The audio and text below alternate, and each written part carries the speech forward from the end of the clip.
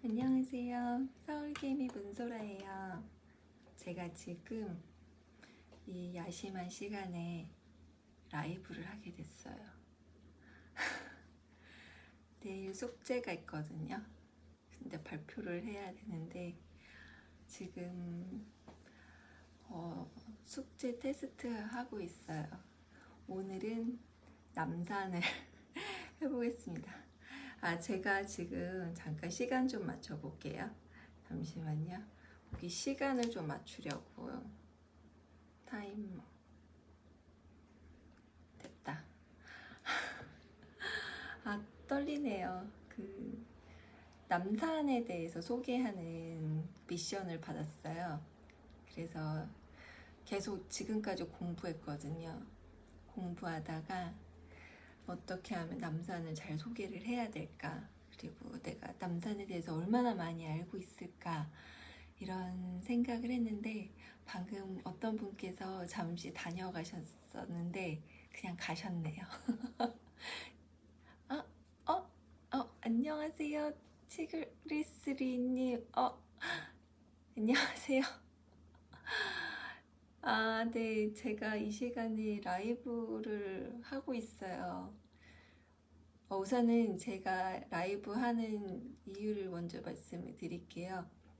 오늘 제가 남산에 대해서 말씀을 드리려고 하거든요. 남산이 서울의 가장 랜드마크라고 할 수 있잖아요. 그래서 제가 얼마만큼 안 자냐고요? 못 잤어요. 자야 되는데 지금 4시인가요? 몇 시지? 4시다. 큰일 났다. 자야 되는데 못 잤어요. 공부하고 있었거든요. 준비하느라고. 근데 잠을 못 잤어요. 제가 아침에 수업 가야 되는데 가서 졸면 큰일인데 제가 지금 남산에 대해서 소개를 시켜드리려고 하는데 한번 들어봐 주세요. 남산이 우리 서울의 가장 랜드마크예요. 높이로 봤을 때는 가장 높은 곳, 그러니까 물론 빌딩하고 비교할 수는 없지만 높은 곳에서 서울 한 중앙에서 서울을 이렇게 전체적으로 볼 수 있는, 도심의 풍경을 볼 수 있는 가장 좋은 자리로 보여지고요. 남산은 이제 서울을 한눈에 볼 수 있다. 그게 가장 큰 장점이겠죠. 제가 얼마나 남산을 가봤었나 생각을 해봤더니 저도 많이 가보진 않았더라고요. 한 2번 정도 가본 것 같아요. 그냥 가족들하고 차 타고서 거기 공원에다가, 남산공원 인근에다가 이제 주차를 해놓고 걸어서 올라갔었던 기억이 있는데, 어떻게 하면 남산을 좀 편하게 갈 수 있을까? 그리고 다른 사람들, 저같이 서울에 살고 있는 사람들 말고 해외에서 오신 분들이나 지방에서 오신 분들은 남산에 대해서 어떻게 가는 것이 조금 더 편안하게 갈 수 있을까? 그런 부분들을 좀 검토를 해보면서 제가 소개를 해드려 보려고 그래요. 우선은 남산을 갈 수 있는 방법은 여러 가지가 있어요. 버스를 타고 갈 수도 있고, 버스라고 하면 시내버스도 있지만 순환버스라고도 있어요. 남산에서 운영하는. 그리고 자기 차량을 가지고 가는 방법도 있고, 또 한 가지는 케이블카를 타고서 올라가는 방법도 있고, 또 다른 방법으로는 우리가 걸어서 갈 수 있는 방법도 있어요. 그래서 순환버스를 타고 가게 되면 이제 우리가 대중교통을 통해서 순환버스에 접근을 해야 될 거고요. 2가지 버스가 있는데 3호선에서 탈 수 있는 버스, 3호선은 이제 동대 입구, 그리고 그다음에 충무로역에서 탈 수 있는 버스, 이 2가지가 있어요. 그래서 충무로역하고 동대 입구는 이제 02번 순환버스를 타시면 남산으로 가실 수 있고요. 그 다음에 04번 버스, 두 번째 이제 04번 버스를 타고서는 동대 입구역에서 승차를 하시면 남산까지 가실 수가 있어요. 또 한 가지는 시티 투어 버스를 타고 가실 수도 있어요. 우리 다른 해외에도 시티 투어 버스가 이제 그 도시 중심가 이게 많이들 돌고 다니잖아요. 서울에도 시티 투어 버스가 있거든요.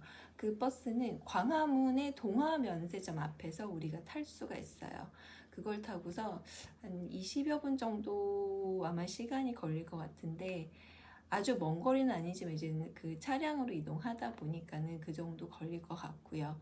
그리고 자기 차량을 가지고 가실 수 있는 방법도 있는데, 남산공원에는 일단은 거기에 주차를 할 수가 없어요. 바로 남산타워 앞에는. 그래서 남산타워가 아닌 인근에 있는 주차장, 남산공원이라던가 아니면은 그 케이블카 탈 수 있는 곳, 그런 곳에서 차량을 주차를 하고 따로 이동을 하셔야 되는 그런 방법이 있어요. 또 한 가지는 아까 말씀드린 케이블카를 타고 가실 수 있는데, 케이블카를 탈 때는 명동역에서 나가시면 퍼시픽 호텔로 가는 방향이 있거든요. 그쪽으로 그 방향 쪽으로 올라가시게 되면은 남산 케이블카를 타고 가실 수 있는 길이 한 10분 정도 걸어가면 나타나요. 저도 제가 잘 기억이 안 나는데 명동역에서 이렇게 걸어갔었던 기억이 있거든요. 아주 옛날 한 15년 정도 전에.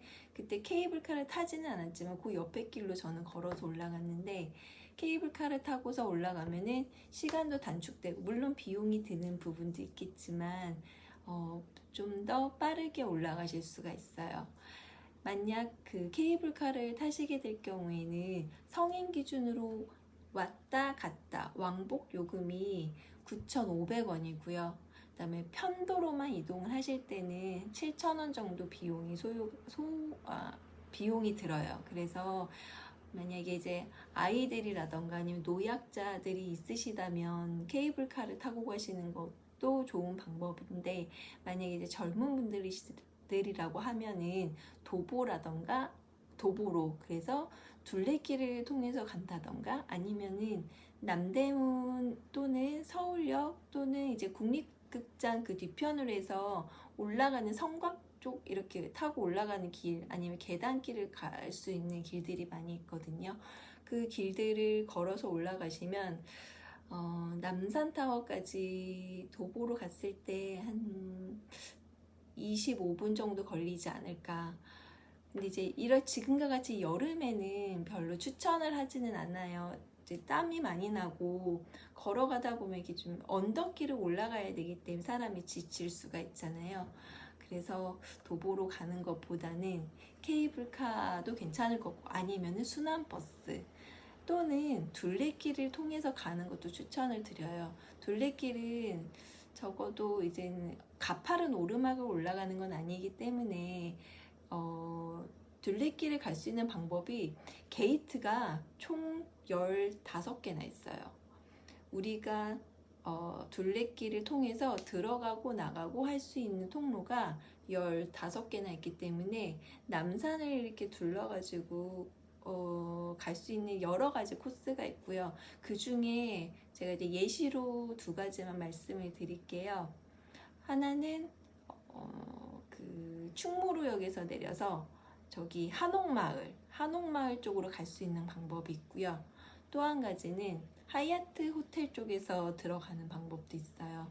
하얏트 호텔 방면에서 들어가는 거는 이제 식물원, 그 남산에 야외 식물원이 있거든요. 그쪽에서 이렇게 통해 가지고 하얏트 호텔 방향에서 식물원을 통해서 들어가실 수 있는 방향이 있고, 그다음에 남산 한옥마을을 통해서 올라가실 수 있는 방법이 있는데, 한옥마을 안에 둘레길 들어가는 입구가 있어요. 거기로 들어가시면은 한 15분에서 20분 정도, 그 정도 시간이 걸릴 것 같아요. 거리상으로는 약 2km, 그러니까 남산타워가 거의 중앙에 있기 때문에 이 둘레길을 통해서 들어가더라도 이제 둘레길이 이렇게 동그랗게 되어 있고 가운데 이제 남산타워가 이렇게 서 있잖아요. 그러면은 한 2km 정도를 도보로 걷는다라고 생각을 하시면서 가실 수 있을 것 같아요. 남산타워에 대해서 제가 좀 공부를 해보다가 그 유래에 대해서 공부를 해보게 됐어요. 이제 1차적으로는 남산타워는 송신의 목적으로 세워진 곳이더라고요. 그런데 이제 이게 세워진 지는 좀 75년도, 1975년도에 세워졌는데, 그때 당시에 이제 우리나라에 있는 그 송신국의 역할을 했었거든요. 송신탑인 거죠. 그런데 2000년도 즈음에 이 송신탑이 관악산, 그러니까 남산이 아니라 관악산 쪽으로 많이 이동을 했대요. 그래서 원래는 이제 남산타워가 세워지고 거기 밑에다가 이제 여러 가지 뭐 아주 관광을 대표하는 코스는 아니었지만 그래도 이것저것 상업이 좀 어느 정도 활성화가 되고 전망대도 있었는데 그 송신탑의 역할을 하지 못하면서 이 지역이 약간 그 침체기 거의 폐쇄할 만큼 잠정 휴업할 정도의 그런 침체기의 시절이 있었다고 하더라고요. 그런데 2016년도에 남산타워를 다시 재개장을 한 거예요. 리모델링의 과정을 거쳐서. 그래서 지금 현재의 남산타워가 세워졌다라고 보시면 될 것 같아요. 남산타워의 높이가 어느 정도 되는지 제가 한번 찾아봤는데, 단순히 타워가 이제 타워 그 엔드 시작부터 시작해서 바텀에서부터 시작해서 높이까지 제일 꼭대기 높이까지는 약 236m, 정확하게 236.7m라고 해요. 그런데 이제 얘가 남산에 있잖아요. 그러니까 남산 밑에서부터 남산 꼭대기까지 올라가는 거는 479m, 그러니까 약 480m의 높이를 가지고 있다고 하더라고요. 그래서 이것도 이제 저도 공부를 하다가 보니까 알게 됐는데, 우리나라의 남산의 높이가 이 정도 됐었구나. 그러면은 다른 건물들의 높이는 어떤 정도인가? 아니면은 그 해외에도 많은 그런 탑들이 있잖아요. 예를 들면 파리의 에펠탑 이런 데는 몇 미터가 되나, 이런 거에 대해서 좀 비교를 해보게 되더라고요. 그래서 그런 공부를 좀 해봤었는데 제가 밤에 이렇게 하려니까 너무 좀 부끄럽네요. 남산에 올라가게 되면 우선 가장 그 멋있는 거는 저는 뷰 포인트인 것 같아요. 제가 가봤었던 길은 케이블카가 올라가는 길을 따라서 저는 도보로 이렇게 성곽을 타고 성곽을 옆으로 두고서 이렇게 걸어서 올라갔었거든요. 거기 길이 좀 인상적이었고 기억에 남는데 가파르지는 않았어요. 한 20분 정도 이렇게 돌계단을 걸어서 올라갔었거든요.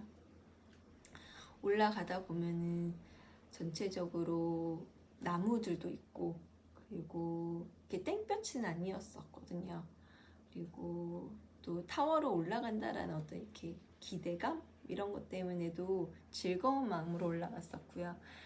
또 올라갔을 때 눈에 가장 많이 띄었었던 거는 자물쇠들하고, 그다음에 그 높이를 굉장히 이렇게 장엄하게 보여지는 남산타워. 저는 당시에 남산타워 꼭대기는 못 올라갔어요. 꼭대기는 못 올라가고 그냥 밑에서 전망대에서 이렇게 망원경으로 이렇게 봤거든요. 그래서 저희 집이 어디 있는지 이렇게 찾았는데 저희 집에 보이는 거예요. 그 망원경으로. 저희 집이 마포인데 마포가 날이 좋았던 날이었어요. 마포가 보이고, 그리고 어디야, 저기 강남 쪽 보이고. 근데 사람이 익숙한 곳을 먼저 찾게 되잖아요. 그러니까 저희 집부터 먼저 이렇게 망원경을 찾게 되더라고요. 그리고 그 남산타워 앞에서 이렇게 타워 끝에까지는 못 올라가 봤지만 남산 밑에서 보는 뷰도 아주 멋있었던 그런 기억이 있어요. 남산 타워에 올라가게 되면 그 전망대로 올라가는 길이 그 엘리베이터가 있고, 그 꼭대기에 올라가면 회전식 레스토랑이 있어요. 거기가 프렌치 레스토랑인데 이름이 뭐였더라? 이름이 잠시만요. 엔 그릴이었나? 이렇게 컨닝하면 안 되는데. 제가 앵글이었었던 것 같아요. 그래서 거기 프렌치 레스토랑인데 가장 특징적인 거는 회전을 한다는 거. 그래서 내가 앉아서 식사를 하고 있어도 회전하는 레스토랑이기 때문에 서울 시내를 다 볼 수 있다는 거. 그게 굉장히 큰 장점인 것 같아요. 물론 비용도 비싸겠죠. 그래서 저는 아직 못 가봤습니다. 나중에 좋은 일이 있으면 거기서 꼭 한번 식사를 하고 싶어요. 제가 꼭 한번 하고 싶다는 어떤 그 리스트 중에 올려놓은 것 중에 하나예요. 그리고 전망대에 올라가셔서 맨 위에는 이제 회전식이지만 그 밑에 이제 전망대가 있어요. 전망대까지 올라가시는 건 이제 유료예요. 그래서 거기 매표소에서 티켓을 사서 올라가시면 되는데, 그 전망대에서도 이제 그 360도 회전해서 도는 건 아니죠. 건물이 도는 건 아니나 우리가 360도 이렇게 다 걸어서 보실 수 있으시거든요. 서울시내 전망을. 그 아이들도 많이 데리고 가시는 것 같더라고요. 또 하나 그 바로 밑에는 레스토랑이 있는데 한식 뷔페 레스토랑이 있어요. 앵쿡이라고. 거기 같은 경우에는 가격이 좀 그래도 상대적으로 앵그릴보다 많이 저렴한 편인 것 같아요. 그래서 좀 특별한 그 프렌치 레스토랑이 조금 부담스러우실 경우에는, 왜냐면 가격이 너무 비싸거든요. 1인당 10만 원 이상의 가격을 지불을 해야 되기 때문에. 그리고 그래서 이제 그 앵쿡이라는 뷔페로 가시게 되면 좀 더 저렴한 가격으로 식사와 그 남산타워의 이런 야경 이런 거를 즐기실 수 있을 것 같아요. 저 같은 경우에는 낮에 갔었거든요. 낮에 보는 뷰도 멋있는데 저는 또 하나 추천을 드리는 거는 밤에 보는 뷰도 굉장히 멋있을 것 같다라는 생각이 들어요. 왜냐하면 서울 시내 야경이 참 아름다워요. 예를 들어서 중구 지역의 야경도 그렇고, 그다음에 남산타워 밑에서 보는 강남 지역에 거기다 이제 오피스가 많잖아요. 오피스 건물들. 그리고 한강도 있고, 남산 바로 밑에 이태원 이쪽 부분들도 마찬가지고 아주 많은 그런 야경을 선사할 수 있는 불빛들이 있거든요. 그것들을 제가 최대한 누리기 위해서는 사실 낮에 가는 것보다는 저녁에 가는 게 훨씬 더 멋진 그런 풍경을 볼 수 있지 않을까. 가장 좋은 거는 오후 한 3시 정도에 올라가서 3시나 4시 정도에 올라가서 재밌게 전망을 보고, 그리고 밤에 좀 해가 질 때쯤에, 물론 지금은 낮이 길잖아요. 8시는 돼야지 그래도 노을을 어느 정도 볼 수 있더라고요. 하지만 그래도 이제 노을과 그런 것들이 다 같이 볼 수 있는 거라고 하면은 저는 저녁 오후 좀 늦은 시간에 저녁 시간을 맞춰서 거기 가가지고 같이 뭐 즐거운 시간도 보내고, 그리고 맛있는 음식도 먹고 그런 시간을 가지면 참 좋을 것 같아요. 남산타워에 전망대도 있고, 그다음에 꼭대기층에 식사할 수도 있지만 남산타워 밑에 매표소 있는 부분에도 식사할 수 있는 곳이 굉장히 많이 있어요. 그래서 저는 그때 뭘 먹었었더라? 그 카레 종류였나? 그런 걸 먹었던 것 같아요. 근데 여러 가지 종류의 한식도 있고, 그 다음에 이태리식도 있고, 저희가 그냥 쉽게 접할 수 있는, 식사할 수 있는 뭐 국수도 먹을 수 있고, 그런 부분들이 충분히 마련이 되어 있기 때문에 언제든지 남산은 쉽게 가서 밥 먹기도 편하고, 그리고 또 좋은 전망을 즐기기에도 꼭대기까지 올라가지 않더라도 충분히 전망대의 그런 역할을 할 수 있는 곳들이 많이 있기 때문에 저는 추천을 드립니다. 네, 그 남산에 올라갔다가 그 그 다음에 갈 수 있는 코스가 어디가 있을까라는 생각을 해봤어요. 만약에 낮에 이른 시간에 아니면 주중 시간에 그 남산을 올라갔다고 하면 저는 저녁에는 남대문 시장이 어떨까라는 생각을 해봤어요. 제가 예전에 그 남산을 올라갔다가 남대문 성곽 쪽으로 해가지고 내려왔던 기억이 있는데 그때 느낌이 괜찮았더라고요. 괜찮은 느낌을 받았고 일단은 그리고 남산에서 내려오는 그 성곽들이 예뻐요. 또 갑자기 그 약간 고즈넉한 길을 걸어가다가 도시를 딱 만나는 그런 느낌도 좋고 그리고 남대문도 볼 수 있고 남대문 인근에 또 남대문 시장이 있잖아요. 그 시장을 투어하는 것도 괜찮은 어떤 뭐 코스가 아닐까 저는 그런 생각이 들어요. 제가 남대문에 여러 번 갔었던 적이 있었는데 그때 이제 액세서리를 만드는 그런 취미가 좀 있었어요. 저하고 제 동생하고 둘이 그래서 액세서리를 이렇게 뭐지? 이게 줄로 해가지고 이렇게 원석하고 그다음에 이제 이런저런 되게 많은 재료들을 팔거든요. 그거를 사러 가기도 했었고 우리 엄마들 시대에 조금 저보다 한 세대 위에 세대에 사셨던 분들은 거기 이제 그릇이라던가 아니면 이제 그 남대문에 왜 그 수입 물품들 많이 파시는 것들이 있어서 그런 시장들이 있었어요. 수입 물품 사러 가시는 분들도 많이 있었고 그다음에 의류도 굉장히 싸게 팔아요. 뭐 아동복이라던가 특히 아동복이 남대문에서는 많이 일반적으로 많이 파는 그런 상품들이고 다른 의류 시장에 비해서 남대문이 조금 더 많은 것 같아요. 그리고 또 이런저런 여러 가지 아이템들을 굉장히 시장이 갖고 있는 그런 특색들에 맞게 되게 잘 구성을 해놓은 것 같아요. 동도 많이 있고 또 굉장히 오래된 시장이고 그 남대문 시장에 대해서도 제가 조금씩 이렇게 찾아봤어요. 공부를 해봤는데 남대문 시장이 그 조선시대부터 이게 유래가 시작이 됐더라고요. 원래는 이제 조선시대 이제 생겨났었던 시장이었는데 조선시대 이제 후기 정도 돼서 이제 상업 활동이 이제 막 왕성해지면서 활발해지면서 이 시장이 좀 더 규모가 커져가기 시작을 했대요. 그때 당시에 이름이 칠패시장이었다고 하더라고요. 칠패시장이 계속 이제 규모가 커져가다가 우리가 언제야 6.25 전쟁을 하면서부터 그쪽으로 피난 온 사람들이 그 시장에 상인들로 많이 유입이 되기 시작을 했었대요.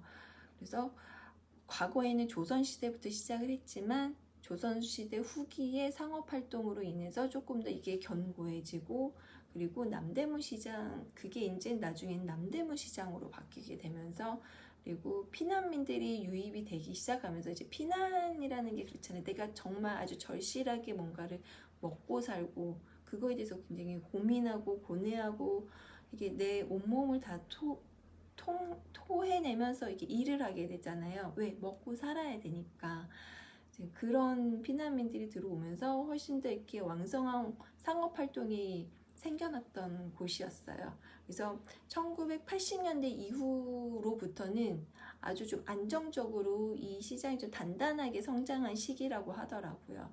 그래서 현재 남대문 시장이 됐는데 그때 당시 이제 우리가 이제 경제가 이렇게 조금씩 발전을 하면서도 경제 발전에 이제 부응해서 그 남대문 시장이 성장하는데 더 많은 도움이 되지 않았나 그런 생각이 들어요. 그래서 남산타워에 가서 이제 즐거운 볼거리들을 다 보고 다시 내려와서 남대문 쪽으로 내려와가지고 거기에서 이렇게 좀 즐거운 투어를 할 수 있는 것들 또 시장 투어가 그렇잖아요. 시장 투어는 재밌거든요. 저도 시장 투어를 굉장히 좋아하고 기회가 되면은 서울 시내 주요한 시장들을 한번 다 투어를 해보고 싶어요. 그런 계획을 좀 가지고 있어요. 그래서 남대문 시장만 가지고 있는 어떤 특징적인 것들을 저도 나중에 기회를 만들어서 가서 한번 잘 관찰해보고 또 찾아보고 소개를 시켜드려보고 해보려고요. 우리가 이제 어디에 놀러 갔을 때 또 빠질 수 없는 것들 있잖아요.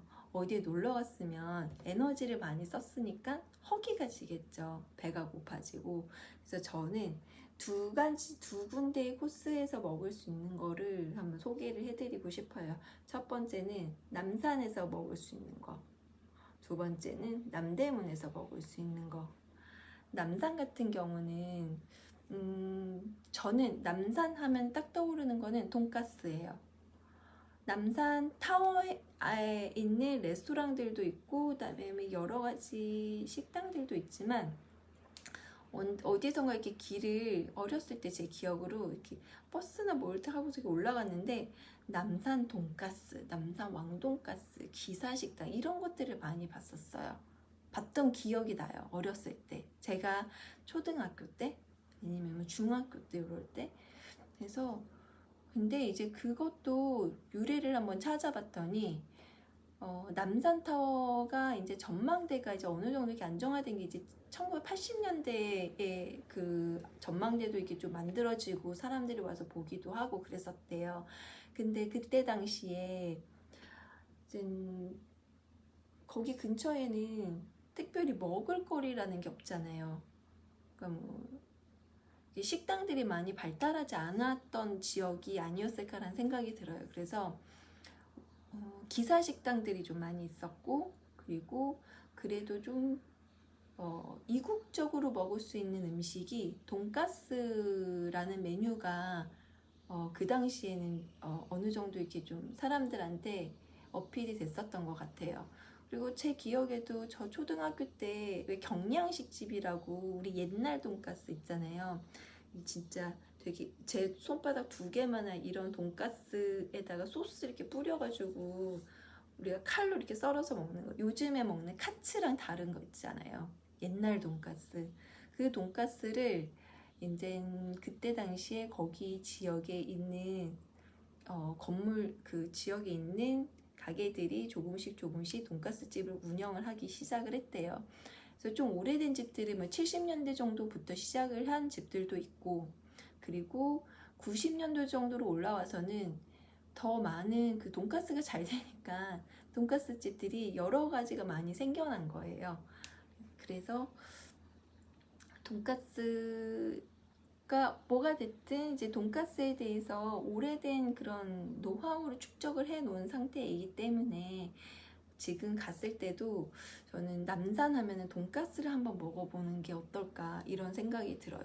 돈가스 그 집들을 좀 찾아봤더니 많이 나오더라고요. 그래서 제가 대표적인 데를 이제 몇 군데 이렇게 좀 골라봤는데 그 남산 원조 남산 왕 돈가스라는 집이 하나 있고 그 다음에 101 남산 돈가스라는 집이 있어요. 가격대는 비슷해요. 9,000원?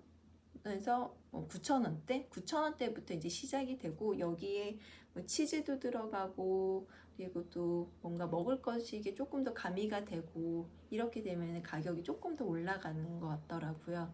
하지만 가격대는 이제 뭐 9,000원에서 10,000원 정도부터 시작을 한다고 보시면 좋을 것 같아요. 그 옛날에 먹었었던 어떤 향수를 좀 자극할 수 있지 않을까. 왜냐면 저도 어렸을 때 엄마가 집에서 돼지고기를 이렇게 다져가지고 집에서 진짜로 동그란 접시에 돈가스에 튀겨서 하나 올려주고 옆에다가 야채 샐러드 조금 올려주고 이거를 썰어서 먹었었던 기억이 나거든요. 그게 80년대 후반이니까 아마 그때의 맛을 기억하고 있는 저 아니면 저보다 조금 윗세대 분들은 이런 데 가면은 추억의 맛으로 생각할 수 있지 않을까라는 생각이 들고요. 또 한 가지는 이름이 너무 어려워요. 목멱산방이라는 집이에요. 여기는 토속 음식점인 것 같아요. 비빔밥 종류가 있더라고요.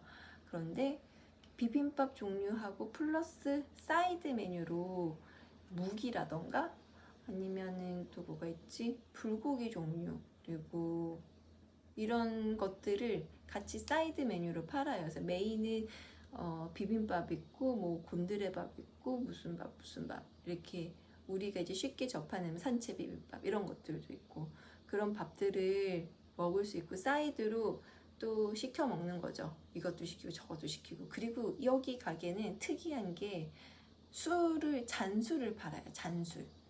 비빔주라는 게 있더라고요. 비빔주가 뭔지를 모르겠어요. 제가 더 공부를 해서 비빔주에 대해서 한번 알아보겠습니다. 비빔주가 뭔지 잘 모르겠는데 비빔주 잔술을 파는데 그게 2,000원이고요. 그리고 그 청주도 잔술로 팔더라고요. 그건 5,000원이래요. 양이 얼마나 될까? 뭐 한 100ml 정도 되지 않을까요? 제 생각에는 그런데 안 가봐서 잘 모르겠어요. 그건 나중에 한번 기회에 대해서 꼭 한번 제가 그 어디야 가게들 한번 투어를 해보려고 해요. 저도 돈가스라던가 비빔밥 이런 거 좋아하는 편이긴 한데 여기에서 밥을 먹어보지는 못했어요. 이 사람이 서울에 살면서도 서울 안에서 안 가본 곳이 훨씬 많더라고요. 저도 마찬가지고요. 제가 어떻게 서울에 있는 모든 곳을 다 가볼 수 있겠냐면은 그래도 좀 가보려고 노력을 하고 있습니다. 남산에서 쉽게 먹을 수 있는 음식점을 돈가스하고 목멱삼방을 소개를 시켜드렸고요. 그다음에 또 다른 곳은 이제 남대문 여기는 남산에서 먹는 곳, 그다음 남대문에서 먹는 남대문은 시장이에요. 그래서 우리 시장 하면은 그 시장에 오는 상인들을 대상으로 기본적으로 상인들 대상으로 음식을 팔겠죠. 그러면은 상인들은 바쁘잖아요. 바쁜 사람들을 위해서는 빨리 먹을 수 있는 것들 대체적으로 면 아니면은 분식류 이런 것들이 많지 않았을까라는 생각으로 접근을 했는데 역시나 맞아요. 안녕하세요. 어서 오세요. 휴세인 배슈님 안녕하세요. 제가 남산에 대해서 소개를 해드리고 있어요. 남산이 대한민국 수도의 서울에서 그래도 가장 랜드마크가 될 수 있는 장소이기 때문에 제가 이곳을 좀 소개를 해드리고 있습니다. 그래서 남산에 대해서 지금까지 쭉 소개를 해드렸고 남산을 다 돌고 나서 이제부터 먹거리 남산에서 먹을 수 있는 거는 비빔밥 산채 비빔밥과 같이 그런 비빔밥 종류를 먹을 수 있는 목몇 탐방이 있었고 또 다른 곳은 그 돈가스를 먹을 수 있는 돈가스 집들이 여러 군데가 있었어요. 남산을 제외한 남산이 아닌 남대문으로 와서는 네 감사합니다. 지금까지 들어주셔서 감사합니다. 티그리스리님. 남대문에는 유명한 곳이 그 만두집이 많이 있더라고요. 만두집이 있고 그다음에 면옥이라고 하면은 평양냉면 집이 좀 유명하고 또 저는 칼국수도 유명한 걸로 알고 있거든요. 칼국수 집들도 많이 있고 근데 그 중에서 몇 개 되는 집들 중에서 보니까는 대체적으로 1970년대부터 굉장히 오래된 그런 가게를 운영하시는 분들이 많이 계셨어요. 아마 그쪽 토박이로 계셨던 분들이 아니었을까. 그분들이 이제 만두라던가 이런 것들을 팔면서 주변 상인들한테 또 많은 도움이 되지 않았을까.